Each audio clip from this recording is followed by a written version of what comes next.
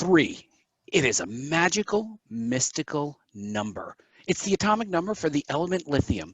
And according to Pythagoras, the number 3 is called the triad, the noblest of all digits, as it's the only number to equal the sum of all terms below it. It's also the strongest structure in engineering. And let's just throw pop culture in there.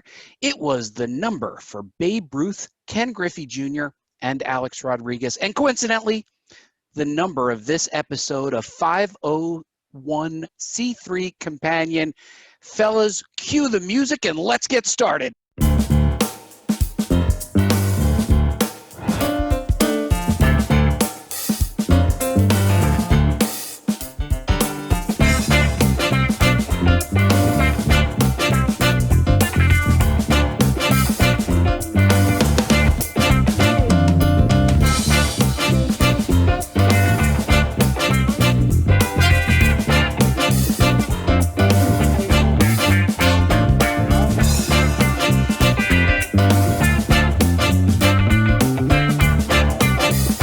We are back and ready to rock.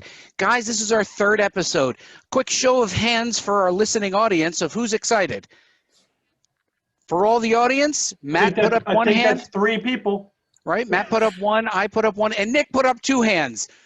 Boy, I got to tell you, Nick is doubly excited. So I'm going to just start with Nick. Nick is, he is kind of our technical genius. Nick, give a quick introduction to yourself and what role you play on the 501c3 Companion show. I pretend to be a computer enthusiast, technology, website guru, Google Analytics, Maven, et cetera, et cetera, et cetera. Technology geek, that's me. Nick, that was an oddly robotic voice that you started with as well. I'm not sure if you did that with irony or just happened. It's the magic of podcasting. It's not fair. You keep throwing me off with your good intros. And then if Nick raised 2 hands and he was that excited, Matt is half as excited because he only raised 1 hand. Matt, tell him who you are. Howdy, I am Matt, and I am your marketer. I have a background in technology. Today we're going to talk about CRM, and I used to write CRM software for IBM, so that'll be a fun conversation. But nowadays, I am a digital marketer, and that's what I do, and that's what I share. That is terrific. Guys, I'm so glad to be joining you as a content strategist.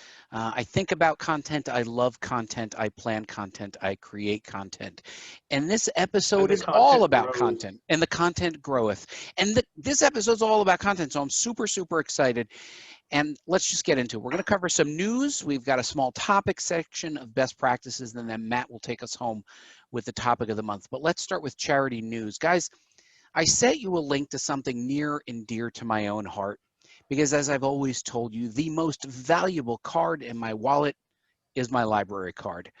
And there is an initiative to ensure that libraries are well funded.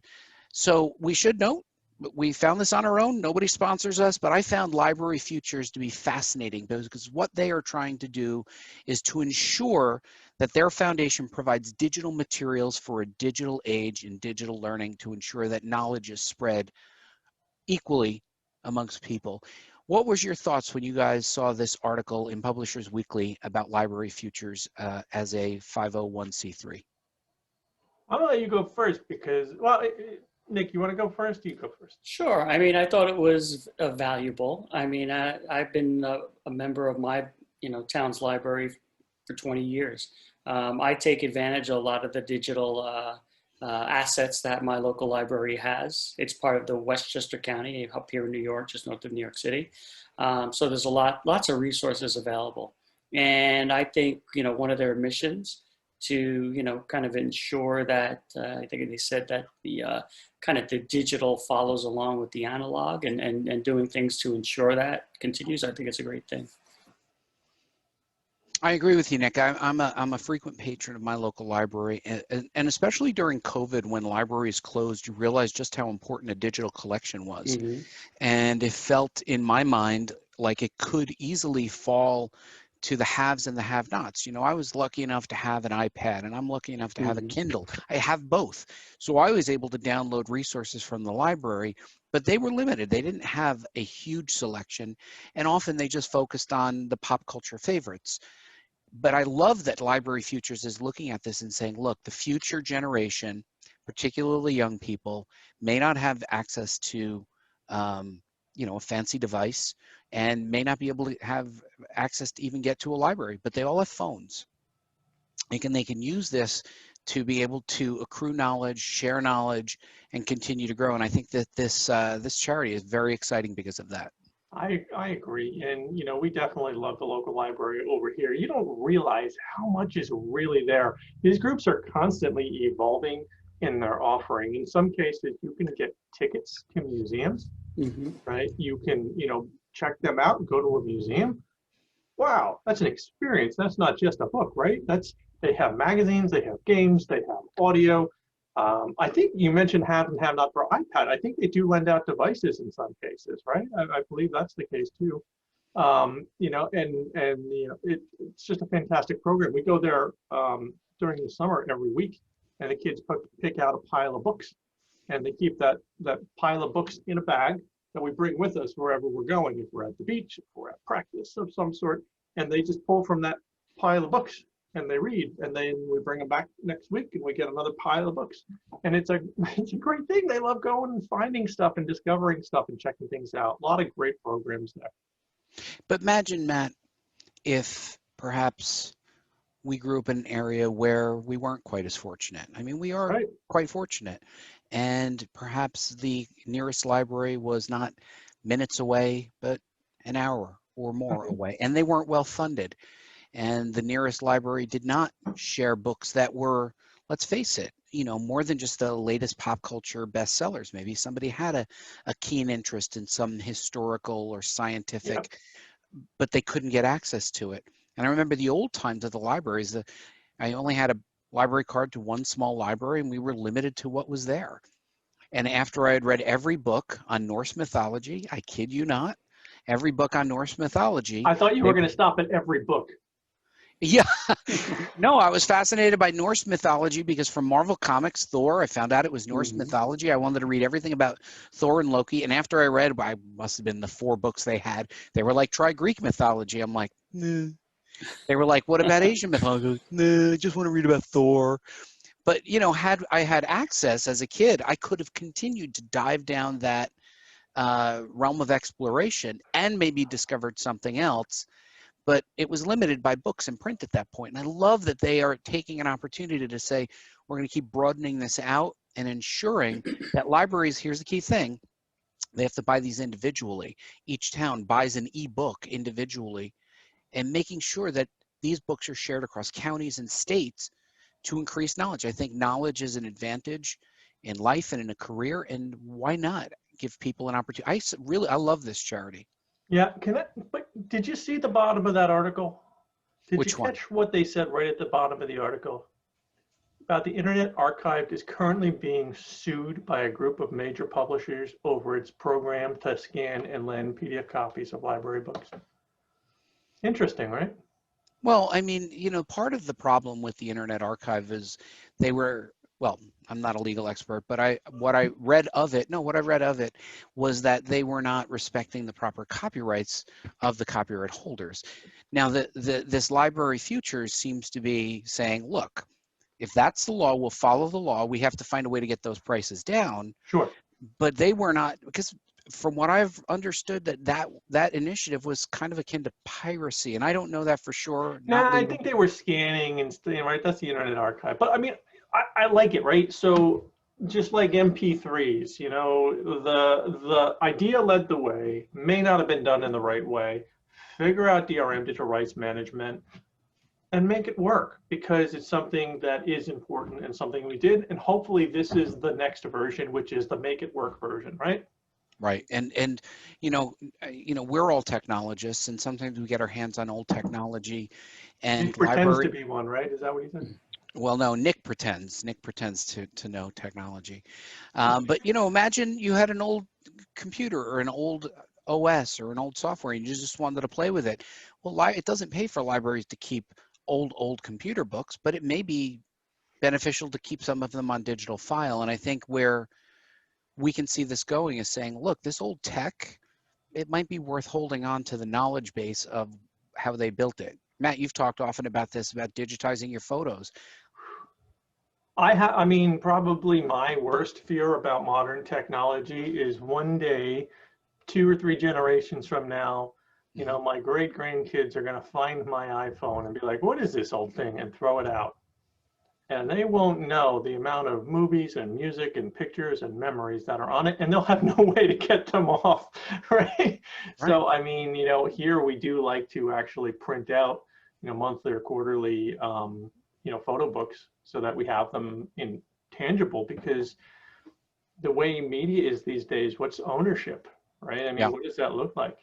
And Is what something is lending? physical? Libraries, it's a question. What is library? What is lending when it's just a digital asset? And I think, listen, I'm the author of books. I have published 6 books, and I do want libraries to respect the copyright. I want them to get it into the most number of hands. I want them to be able to afford it. Yeah. But the flip side is no, piracy is not okay by me.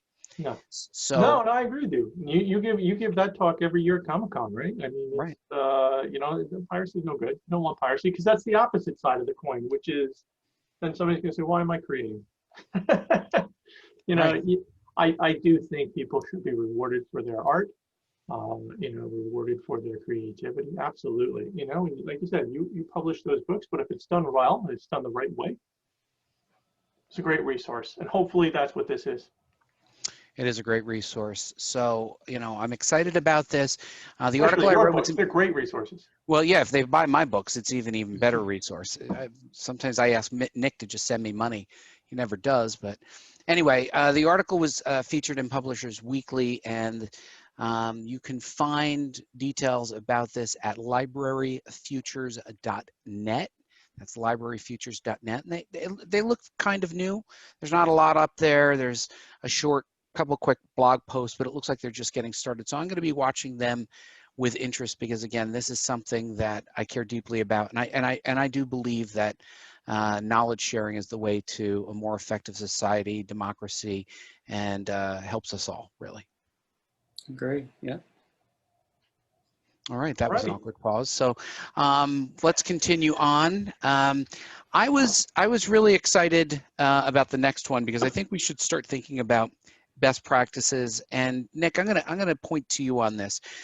We found a website called the Looking Glass Animal Rescue, and it had a very interesting best practice. Nick, can you just talk a little bit about what you saw on this website and why it was a best practice? So one of the things I thought they did well is, with their, I guess along with their donate button, they talked about, where the money would go, what the types of things that it could be used for. Yeah. And I think that helps people. And I think we talked about it in either last week's or the week before, not knowing where your money's going to go and being concerned about it. So besides, I mean, obviously I like the mission as well, being a pet owner, rescuing.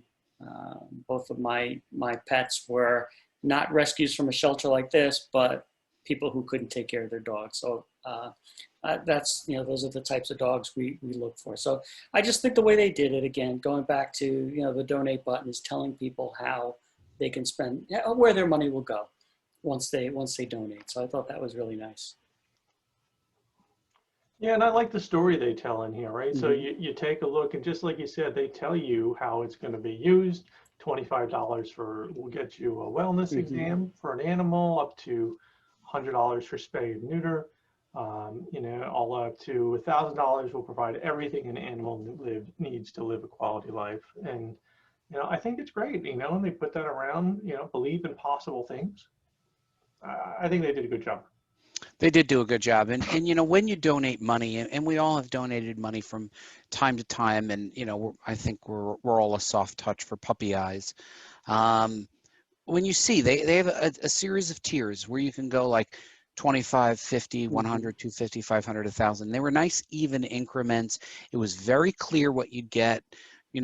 Dental cleaning 250, and you'd go, okay, that's fair. I think when you understand their narrative and where they're going to apply it, you feel good about it. And I too, Nick, got all of our dogs out of rescues.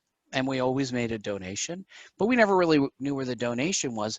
But right here, somebody can click into the Looking Glass Animal Rescue and donate money. And I think that that's a good best practice that 501c3s should be thinking about, which is being clear about how they're going to spend the money that you donate. Agreed. All right, so where can they find them? So we're about to go on to the next section, but I do want to note you can go find Looking Glass Animal Rescue. Once again, we are not taking any funding from anybody here at this point. This is just, you know, what we discover. That's LGARINCORG. So remember, if it's Looking Glass Animal Rescue, right? It's just an acronym, Looking Glass Animal Rescue. Inc.org. It's I would say perhaps, guys, maybe in best practices, find a URL that's a little easier to share. The LGAR.org is a little tricky. Sure. So it is a good tip. It is a good tip. Something easy, even if it's longer. See if we words. can buy the domain Looking Glass and donate it. Yeah, I think that might help them. But speaking of best practices, Matt, you are about to give some best practice advice to charities, because I think a lot of the people who join charities and participate are well-intentioned. Maybe they have a background in whatever it is. Maybe they have a background with animals or library sciences, but often they are promoting on the internet. And when they get there, they might not be doing the best job they can for the organizations that they represent. And I think the topic you've chosen tonight, Matt, is something around retention and CRM and other magic words that a lot of people don't know. So can you drop some knowledge, give us some info and advice for our listeners? Specifically, please and thank you. Those are the magic words. That's it. That's perfect. I mean, a little more of that will go a long way. So yeah, we're going to talk today about list buying and CRM.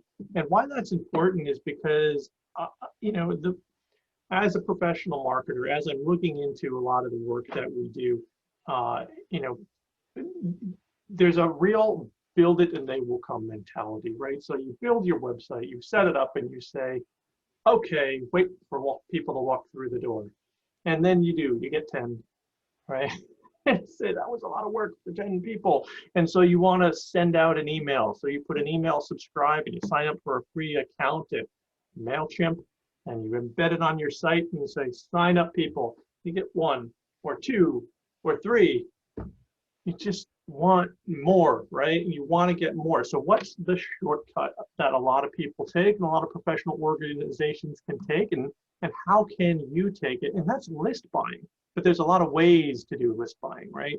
I mean, people think about list buying as like kind of scamming sometimes, but it's not. You know, you're not sending spam emails. If you do it well, which is why I'm combining list buying with CRM, because you want to do it well. The goal of marketing is not a big shotgun blast out to everybody and see who hits, right? We're not, you know, telemarketers trying to get money for a prince, right?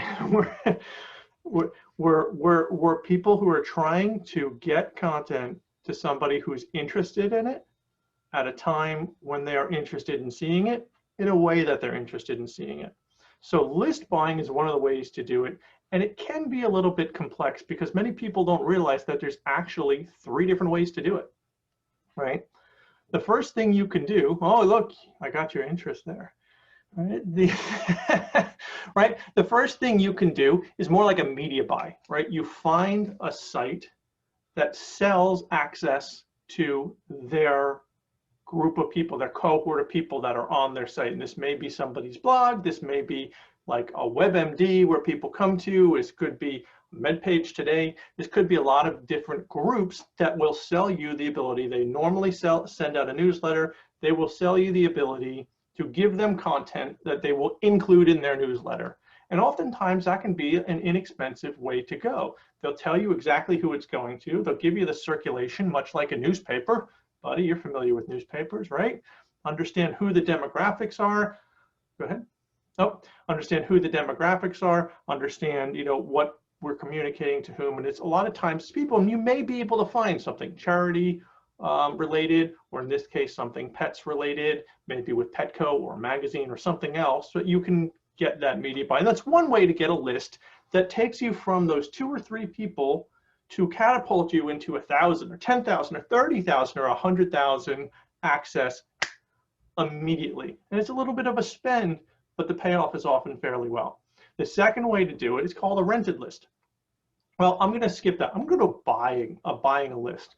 You literally find one of these online retailers, try and find a reputable one, do your diligence. If it's a deal that's too good to be true, it probably is. There's a lot of people out there who just scrape the internet to find email addresses and then sell them to you. A lot of times you'll try and send an email to that list, find out that most of them are no good or opting out or not who you want. If you find a reputable list vendor, you can buy the list. You can then send to the list. Once you buy it, that's yours. You want to get opt-ins, but there's a heavy lift associated with that because you now have to manage that list, own it. You have privacy rules that you have to conform to, all sorts of other things about holding the data. It's a little bit difficult. Using a free service like MailChimp or something like that will help you get through it. But then the third way is a rented list.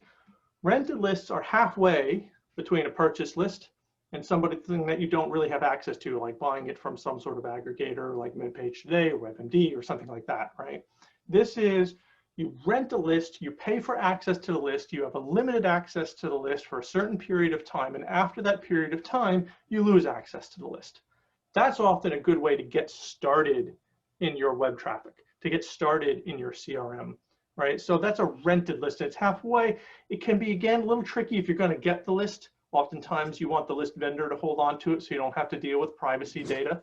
You don't have to deal with opt-outs. You don't have to deal with these things. But if you can, you want to take these lists and you want to put it into what's called customer relationship. And the reason I combine these two, a CRM model, a customer relationship model, a lot of people think about it as email, which is how I'm talking about it in context, but it doesn't have to be.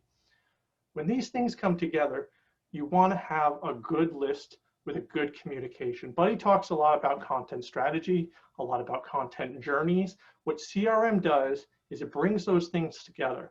You're taking a database, a customer relationship management, CRM database, and you're combining people with content. And that content can trigger. You can do it in a couple of ways. You can influence live interactions, right? So I can tell somebody who is going out in sales to who they're going to, what the past history of somebody is, and whether or not they've donated before, if they have an interest in pets, right? You don't always want to be introducing yourself if they already know who you are. There's a content journey right there. It can influence your online channel. Email is one, but a company like Demandbase will help you recognize people when they come to your website, seemingly anonymously. You can run that up against your list and deliver the right content for that part of the journey. Or third party, somebody goes and searches on something on a third party site. There is something like DMD who has a cookie over there that triggers an email that sends out from there that says, hey, Buddy just went to marvel.com and searched on something that triggered an email, and that's called a transactional email, right? So the two ways you're going to send is an email blast. I don't know what that is. That's, you can try and segment. You can try and segmenting being creating a cohort or group of people, some level of demographic, could be income, could be geographic, could be any number of things. But you ultimately want to get down to as small a segment as you can, ultimately one. If you can get down to understanding what that one person needs or wants and cross that with Buddy's content journey and content strategy, that will get you where you need to go. And I call that N of one marketing. That's transactional. That's combining list purchasing with CRM with technology to get it out. So what can I tell you? Matt, this is great. I mean, because I think there are quite a few charities that have a list, and they need to know how to effectively manage the people who have said, I want to make a donation, and then they have a relationship. But then sometimes they might find themselves in the unenviable position of not being able to make ends meet, and they know they have to increase that network. So I think what you talked about was really important, which was both nurturing what the individual wants, needs, and desires are so that the charity serves their needs and uses the donations effectively, but also widens the net to ensure that people who would donate are aware. So Nick, right, like we both care a lot about dogs, and if we knew that there was a charity right in our area that specialized in the kinds of breeds that we love the most, but we don't know because no one's reaching out to us, right? That's right. I had a couple of thoughts on what Matt said, and purchasing lists in particular. A lot of pitfalls. I mean, you mentioned Matt, Mailchimp. They help you, and again, I'm coming from the technology side, but it struck me. They'll help you with the kind of the legalese, the Can Spam Act, where you're not supposed to send email to people who don't want it, opt in and opt out. What those things mean, people have to kind of give you their approval before you email them. Yep. And those are tricky things to manage. But purchasing the list, and Matt, you said it, could be risky, right? If you buy a list that's from somebody who's not reputable, not only can it just give you a lot of bounce backs and not be worth the money, it could actually hurt your reputation. You could get blocked by internet service providers. They'll know that these emails are coming from somewhere not reputable. So I'd say stay away from purchase lists that are not from somebody super reputable. So that's one of the things, again, more from the tech side of it. You will pretty much get blacklisted. You don't want to do that. Yeah, be careful, right? You got to be careful. Yeah. And one of the things that I've discovered, Nick, that now we won't talk about it in depth here, but it's worth mentioning. Many websites are built on WordPress. I have a few as well. And where you have membership, you have open registration.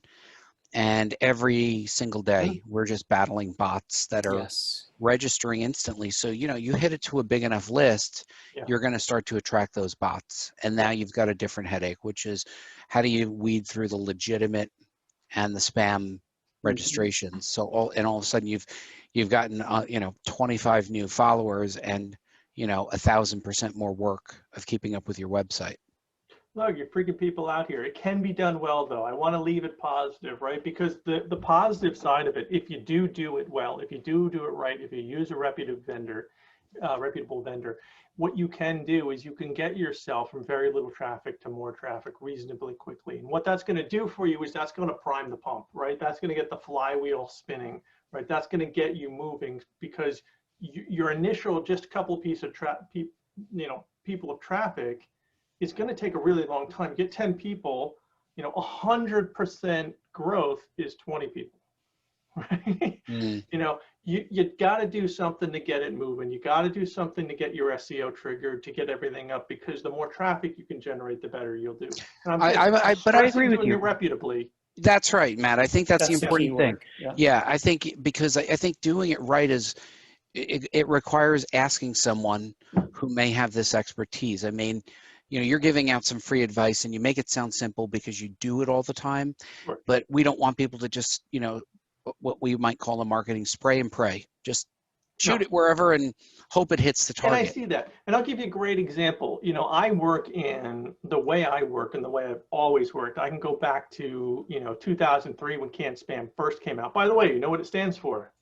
We do, but tell us anyway, Matt. Controlling the Assault of Non-Solicited Pornography and Marketing. Can Spam Act of 2003. It's a federal act that puts marketing emails at the same level as unsolicited pornography. We could do better than that, right? So from that day on, no joke, from that day on, I said to myself, we can do better. And we use data, and we use target, we use segmenting to ensure that we're using content journeys and good content, clean lists, well-serviced ISPs and servers to get content to people who want it. Right? And with that, I hear the background music coming up, guys. That means it's time for us to bid farewell to our listening audience. I'll begin the closeout by saying thank you to everybody for joining. The news items were great, and Matt, the knowledge that you dropped today, spot on. Since I got you on the hot seat, it is very hot. Where can they find this podcast, and how can they subscribe to this font of useful knowledge? Well, they can find this podcast at all your podcast needs for Android and iPhone. But if you want to go to the source, you're going to be going to 501c3lookup.org. This is Nick's website that he's done a great job building out to help out 501s. Nick, since we're talking about you, why don't we find out where people can find you on Twitter and all the other places that you habitate? Since Matt gave the website, let me give the Twitter handle for 501c3. Lookup, which is at 501c3 Lookup. And please give us a follow. You know, we will retweet if you're trying to build your audience. We're happy to help out. That's what we're all about. Where can they find you, Nick? Nick, Me at if Nick underscore Rufa. At Nick underscore Rufa. they want more Nick RUFA. Rufa, they Yes, can find if you you need at more Nick. And Matt, where can they find more Matt? Because I know that some of them are going to be like, I want to learn more about this marketing. Well, stuff. my website is matthewbaylor.com. You can find me there. It has links to all my social media channels. I prefer LinkedIn. I think it's a great professional place to communicate in the groups. But you can also find me on Twitter at MBALOGH, Mbalo. That is fantastic. And as the music begins to swell a little bit louder, you can find me at Buddy Scalera just about everywhere you look. Twitter, Instagram, Facebook, and even my website are all the same thing, buddyscalera.com. Thank you so much, fellas, for the podcasting world. We look forward to seeing you for episode 4. Have a great one. Bye-bye. Thank you. Thanks.